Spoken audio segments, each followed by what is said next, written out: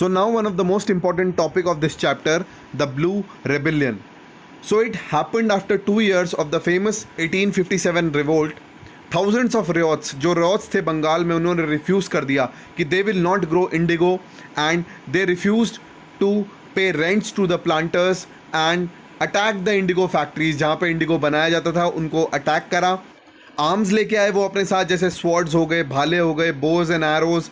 They attack the indigo factories because they were suppressed by the planters. women also turned in the fight. They came with pots, pan, kitchen implements. They ransacked the place. और जो गोमस्तर्स होते थे, गोमस्तर्स were the people which were hired by the planters to supervise the work of the peasants. Farmers अच्छी तरीके से काम कर रहे हैं नहीं कर रहे हैं, उनको सुपरवाइज करने के लिए गोमास्टर्स, सुपरवाइजर्स रखे जाते थे. और अगर वो काम ढंग से नहीं करते थे तो प्लांटर्स उन्हें पिटवा भी देते थे, लाठी चार्ज करवाते थे उनके ऊपर. And planters were suppressed, they were discriminated and assaulted bye the planters if they don't follow the rules given by the planters. Riots तो बहुत पहले से डिस्क्रिमिनेट करे जाते थे और उनको प्रेशराइज करा जाता था, असॉल्ट किया जाता था उनके ऊपर, but they were silent. But 1859 में ऐसा क्या हुआ that they attack the planters. At that time they felt कि लोकल जमींदार्स और विलेज हेडमैन का उनका साथ है उनके साथ, और वो अब अकेले नहीं हैं. They had a back of zamindars and village headman behind them.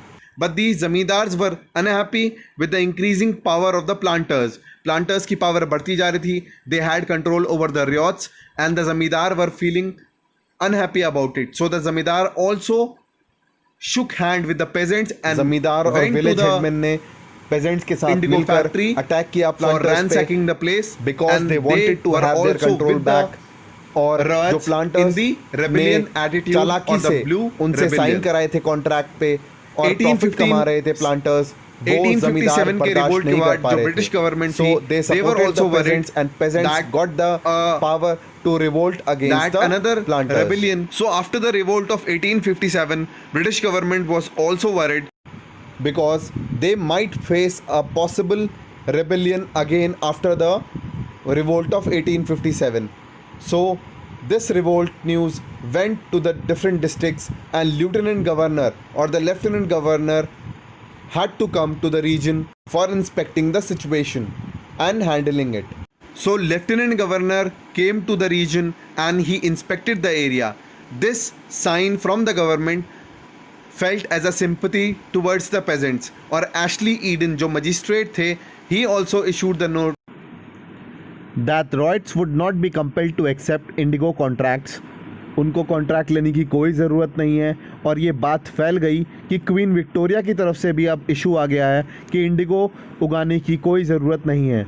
Eden was trying to repress the situation but this action of his was in support of the rebellion. Rebellion spread हुआ. Intellectuals from Kolkata indigo districts में आए और उन्होंने riots की परेशानियों के बारे में लिखा. प्लांटर्स जो थे अमीर, उनकी जो तानाशाही है उनके बारे में लिखा. And the horrors of indigo system. Worried by the rebellion the government brought in the military to protect the planters from assault.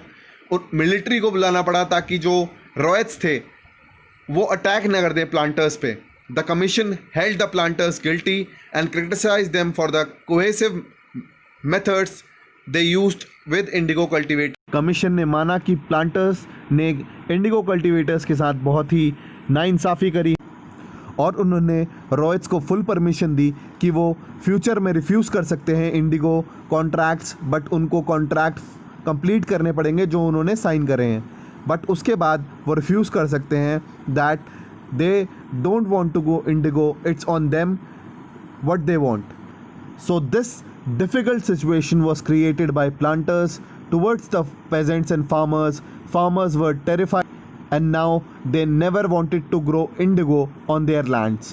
So this happened in Bengal and these are the situations which arose at that time during the East India Company rule. So this is all from this chapter.